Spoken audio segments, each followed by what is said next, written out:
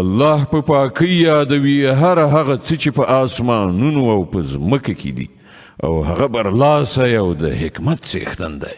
ای مؤمنانو تاسې ولې هغه څه وایئ چې کوئ نه؟ د الله په وړاندې د ډېر ناوړه حرکت دی چې تاسې هغه څه ووایئ چې کوئ نه. د الله خو هغه خلک خوښ دي چې د هغه په لار کې په داسې شان صف تړلي جنګیږي چې ګواکې هغوی یو محکم کړی شوی دیوال دی. او یاد کړه د موسی هغه خبره چې هغه خپل قوم ته ویلي و چې ای زما قومه تاسې ولې ما ازاروئ په داسې حال کې چې تاسې ښه پوهیږئ چې زه تاسې ته د الله لیږل شوی پیغمبر یم. بیا کله چې هغوی له حق څخه کږېدل غوره کړل نو الله د هغوی زړونه له سمې لارې نه کاږه کړل. الله فاسقانو ته هدایت نه کوي.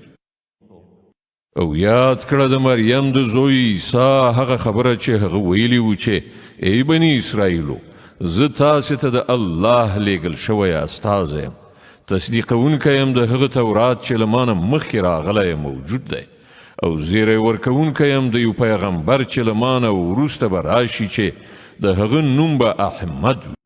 خو کله چې هغه دوی ته له ښکاره څرګندو نښانو سره راغی نو دوی وویل دا خو ښکاره کوډې دي. ښه نو اوس به له هغه چا نه بل غټ ظالم څوک وي چې پر الله د دروغو بهتان وتړي په داسې حال کې چې هغه ته د اسلام یعنی د الله په وړاندې د اطاعت سره ښکته کولو بلنه ورکول کیږي. دغسې ظالمانو ته الله سمه لاره نه ښیي. دوی د خولو په پوکیو سره د الله د رڼا مړه کولو غواړي او د الله فیصله دا ده چې هغه خپل رڼا بشپړه خوره کړي که څه د کافرانو دا هر څومره بد ایسي هم. هماغه ذات دی چې خپل پیغمبر له هدایت او حق دین سره لیږلی دی تر څو چې هغه دین پر ټولو نورو دینونو برلاسی کړي که د مشرکانو دا هر څومره بد ایسي هم.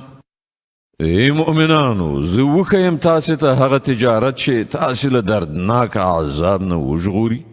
پر الله او د هغه پر پیغمبر باندې ایمان راوړئ او د الله په لاره کې په خپلو مالونو او خپلو ځانونو سره جهاد وکړئ. همغه ستاسې لپاره بهتره ده که تاسې پوهیږئ. الله به ستاسې ګناهونه دروبخي او تاسې به هغو باغونو ته ننباسي چې تر هغو لاندې به ویالې بهیږي او د ابدي استوګنې په جنتونو کې به ډېر غوره کورونه درکړي. دا دی ستر بریالیتوب.